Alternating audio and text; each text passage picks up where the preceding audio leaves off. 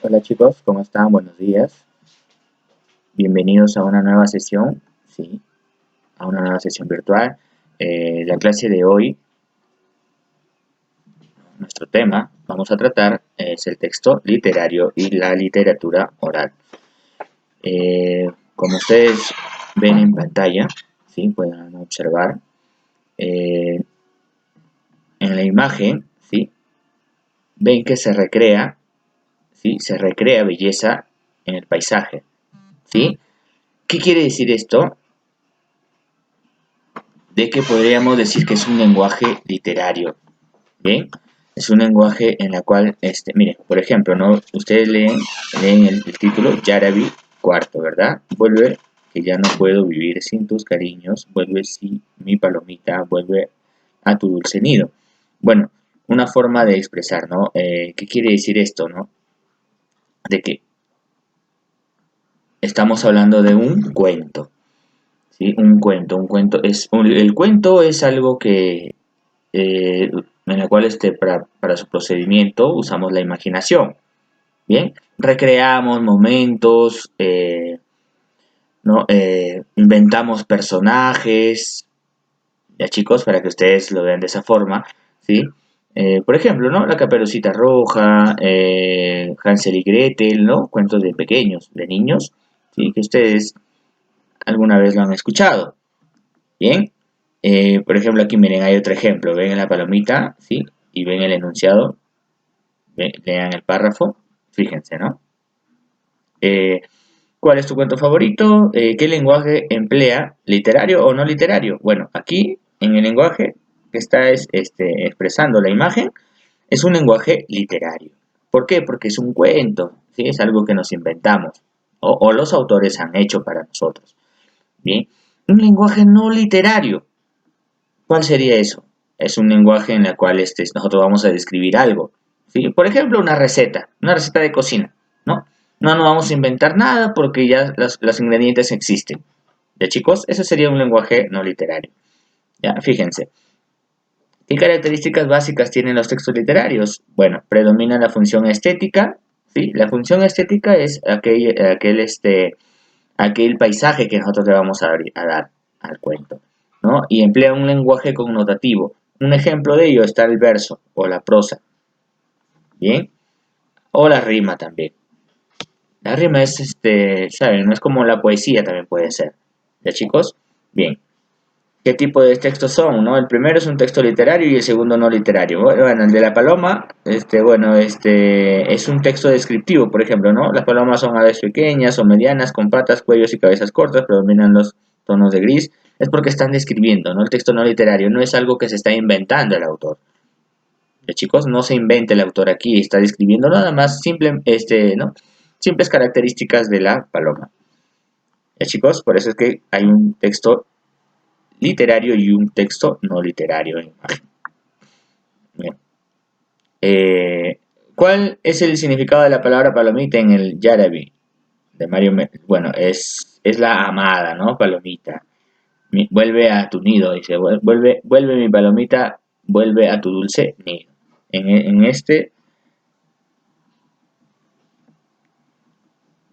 este cuento, ¿sí?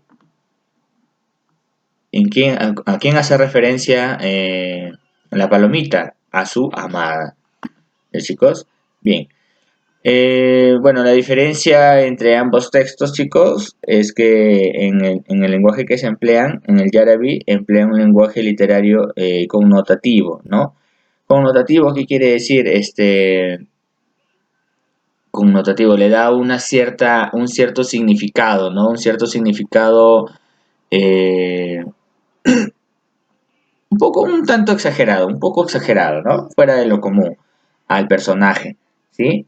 Bien, y mientras que en el texto de la palomita emplea un lenguaje no literario, ¿no? Un denotativo. Connotativo es cuando exaltas, ¿no?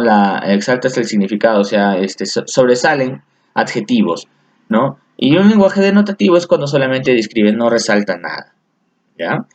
Bien, luego de esto, bueno, aquí tenemos la estructura del texto literario, ¿bien? Bueno, aquí en el texto literario predomina una función estética o artística, ¿no? De acuerdo a los personajes que el autor recrea, ¿sí? Se inventa en los paisajes, ¿no? Está recreando belleza dentro del mismo, ¿no? En el texto literario. Bueno, aquí en el texto literario se emplea el vocabulario selecto, ¿sí? Y hay, bueno, hay una serie de recursos estilísticos o literarios. Estilísticos es de acuerdo a la denotación, a la connotación, ¿no? Vuelve a tu nido mi palomita, ¿no? Palomita vuelve a tu dulce nido, ¿no? Por ejemplo, ¿no? Por no decir palomita vuelve a tu nido, ¿no? Le resalta, ¿sí? Recursos estilísticos. ¿Cuál es el recurso estilístico? Mi dulce, ¿no? Vuelve a tu dulce nido. Bueno, el lector aquí en el texto literario exige, ¿no? Exige al lector que, ¿no? El uso de la imaginación. En los cuentos utilizamos mucho la imaginación. Es más, para comprenderlo y bueno, como estrategia de lectura, ustedes cuando lean un libro bueno, de repente un tema, ¿no? De interés, ustedes utilizan mucho la imaginación, ¿no? Como les decía en clases. Al utilizar la imaginación, chicos, vamos a comprender mejor la historia, vamos a comprender el texto, ¿sí? Vamos a entender lo que nos quiere decir, ¿ya, chicos? Para comprenderla, para que, bueno, la comprensión sea integral. Utilizamos la imaginación. Bueno, aquí en el texto literario se presenta un lenguaje connotativo, ¿sí? Un lenguaje que resalta a los personajes, ¿sí? Porque en el texto se expresa más de un significado, ¿no? Utiliza el sentido figurado de la palabra. El sentido figurado es algo, es a la figura le damos bastantes connotaciones, bastantes adjetivos, ¿no? Para que se entiendan y utilicemos la imaginación. ¿Bien, chicos? Bien, bueno, el texto literario se caracteriza por el disfrute de los lectores, ¿no? Ya que utilizamos la imaginación, vamos a reírnos, vamos a manifestar bastantes emociones, ¿sí? Alegría, tristeza, ira, ¿no? Cólera, de repente, por algunos cuentos que tienen personajes malos, ¿no? Malévolos. Bien, de acuerdo al estilo, ¿no? Bueno, los ejemplos, ¿no? De texto literario están los mitos, están las leyendas, ¿sí? Cuentos, fábulas, novelas. Aquí están los ejemplos, ¿sí? Novelas, dramas y poemas, ¿no, chicos? Y otros textos más. Fíjense, bueno, aquí en el texto literario, ya como les había dicho, ¿no? Es presenta un lenguaje denotativo, ¿no? Función apelativa, o sea, ¿qué quiere decir de llamada? O un ejemplo, una ley, ¿no? Manda, un mandato. Representativa, informas, ¿sí? Informa de repente una noticia, ¿no? Porque utilizamos una fuente, ¿no? Bien. Entonces, bueno, de acuerdo a este siguiente poema, ¿no? Aquí hay dos ejemplos, ¿sí? El Harabikuy Niuku, ¿no? Y el canto. Esos son ejemplos, ¿no? De, bueno, el poema en quechua y su traducción. ¿Qué significa? Aquí está en quechua y aquí está en castellano. Bueno, de acuerdo a la literatura oral, encontramos, ¿no? Que surge por la necesidad del hombre de satisfacer su curiosidad sobre aquellos fenómenos que lo rodean, ¿no? Por eso es que se inventan aquellos mitos, ¿sí? Las leyendas, ¿no? Tradiciones. Esa es la literatura oral. O sea, la literatura que nosotros transmitimos de generación en generación, ¿no? Esta es popular, ¿no? Algunas son anónimas, ¿sí?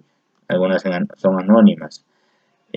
Por ejemplo, ¿no? La leyenda de Mama Ocllo y Manco Cápac, ¿sí? Por decirlo así, ¿no? Que llegaron al Cusco, etcétera, ¿sí? Fundaron el Cusco, ¿sí? Bueno, y ahí se capitalizó, o sea, se fundó la capital del Tahuantinsuyo, ¿bien? Luego, este utiliza recursos estilísticos, ¿no? Relacionados con el nivel folclórico del lenguaje, ¿no? Bueno, aquí se utiliza mucho la repetición y la onomatopeya, ¿bien? Eh, y así, miren, tenemos, para terminar, en la literatura oral, las funciones que son didáctico-moral, ¿no? Son recreativa, ¿sí? Emotiva, las funciones, las características, los géneros lírico, épico, dramático. Fíjense. Y aquí un ejemplo. Bien. Para su actividad, chicos, de acuerdo al texto, bueno, aquí ya están resueltas algunas preguntas, ¿sí? ¿Cuál es la intención de este mito, no? La intención es explicar el origen del mundo incaico. Bueno, para su actividad van a utilizar una estrategia que, bueno, normalmente yo les digo es un mapa mental, un mapa conceptual. ¿Sí? Van a escribir las palabras clave de literatura oral en hojas, pueden ser